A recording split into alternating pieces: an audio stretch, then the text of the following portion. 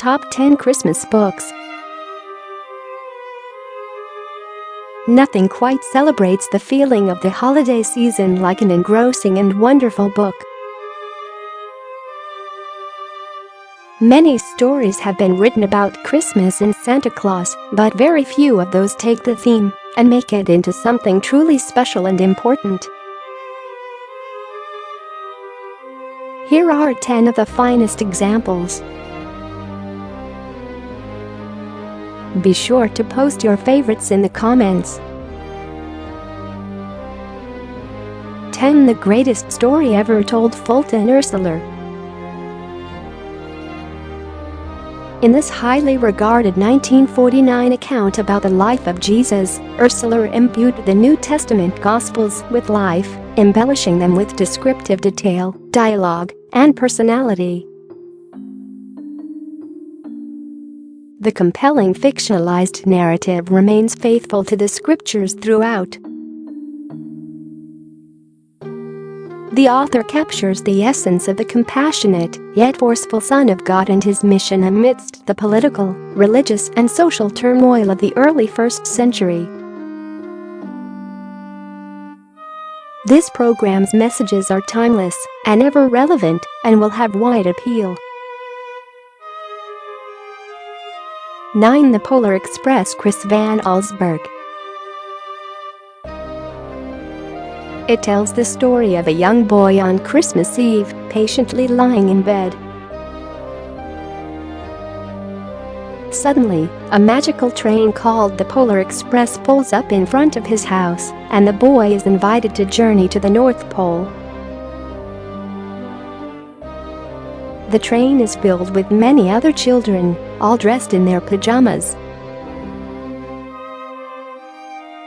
As the train reaches the North Pole, the boy and the other children see thousands of elves gathered at the center of town to send Santa on his way. The boy is hand-picked by Santa Claus to receive the first gift of Christmas. Realizing that he could choose anything in the world, the boy asks for one beautiful-sounding silver bell from Santa's sleigh.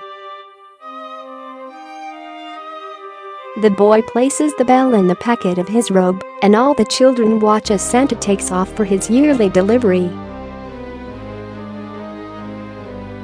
Later, on the train, the boy discovers that the bell has fallen through a hole in his pocket. On Christmas morning, his sister finds a small present wrapped under the tree, behind all of the other gifts. The boy opens the box and discovers that it is the bell, delivered by Santa, who found it on the seat of his sleigh. When the boy rings the bell, both he and his sister marvel at the beautiful sound. His parents, however, are unable to hear the bell and remark that it must be broken. However, those who believe can hear it. 8. The Christmas Tree. Judy Salomon. The chief gardener at Rockefeller Center dreads Christmas because one of his responsibilities is the selection of the center's giant Christmas tree, which is not an easy job. Thus, he is thrilled one spring to have found the perfect tree so early and foresees no problem in persuading the nuns who own the property on which the tree stands to let him have it. Then he meets Sister Anthony, who came to the convent as a young orphan and made a close friend of the Norway spruce she calls tree. 7. The Crippled Lamb. Max Lucado. Joshua the lamb is crippled, so the other animals leave him behind in the stable.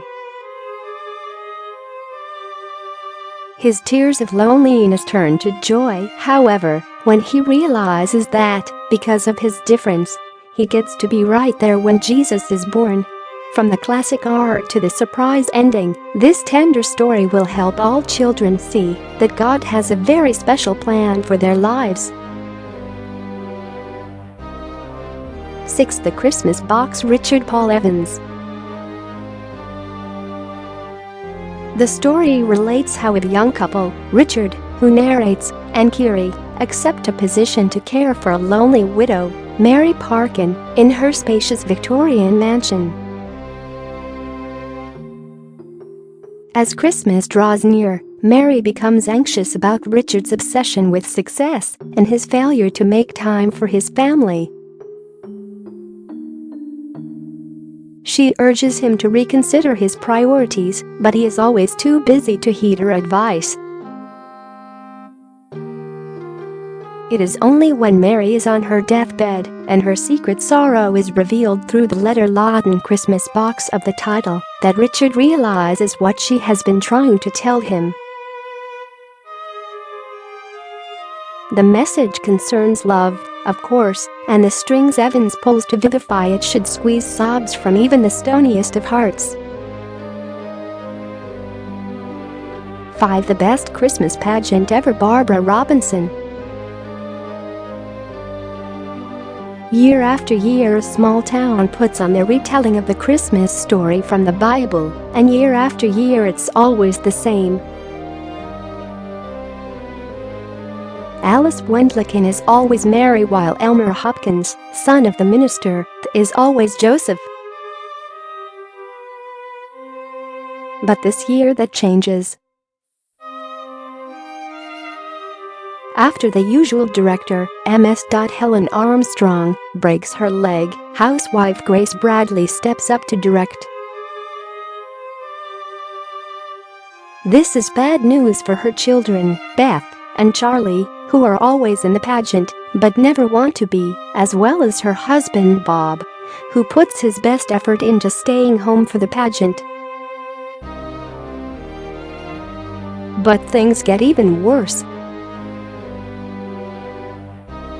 The Herdmans, Ralph, Imogene, Leroy, Ollie, Claude, and Gladys, who are deemed the worst kids in the world, find out about the pageant after Charlie tells Leroy that it doesn't matter if he steals his lunch because he can get refreshments at Sunday school. The Herdmans show up and get all the leading roles because no one wants to be anywhere near them. During the weeks leading up to the show, all of the rehearsals are a disaster. And just as it looks like the pageant would be terrible as well, the Herdmans seem to pull their act together to turn it into the best Christmas pageant ever. For one wintry night, Ruth Bell Graham. In a complex, lengthy picture book for older readers, an injured mountain boy caught in a snowstorm at Christmas time is taken in by a woman who lives in a log home the boy's grandfather helped build years before. After the snowbound pair become acquainted and the grandfather is notified of the boy's whereabouts, the woman launches into a telling of the Christmas story, beginning with the creation and ending with the resurrection. The setup seems awkward, but once the main story gets underway, things become more believable. Watson's artwork is unusually arresting, offering plenty of visual subtext to support the ambitious undertaking, which is actually a condensed retelling of the entire Bible. The double-spread nativity scene truly commands attention, particularly the striking face of the young girl Anna, who has come to see the Christ child. 3. 'Twas the Night Before Christmas. Clement Moore.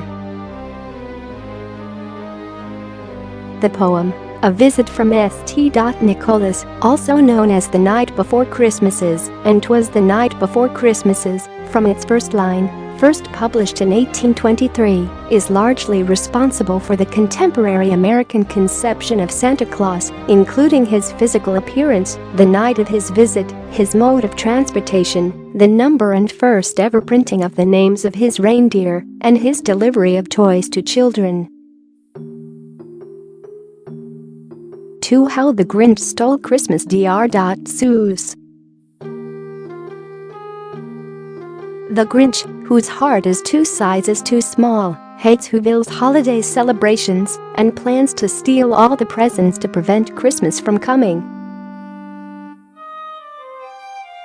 To his amazement, Christmas comes anyway, and the Grinch discovers the true meaning of the holiday. One A Christmas Carol, Charles Dickens. A Christmas Carol is a Victorian morality tale of an old and bitter miser, Ebenezer Scrooge, who undergoes a profound experience of redemption over the course of one evening. Mr. Scrooge is a financier money changer who has devoted his life to the accumulation of wealth. He holds anything other than money in contempt, including friendship, love, and the Christmas season. In keeping with the musical analogy of the title, A Christmas Carol, Dickens divides his literary work into 5 staves instead of chapters. This is a little joke Dickens has carried out throughout the story. It adds humor to the story and links in, because a stave is something you will find in a piece of music, and a carol is a type of music song.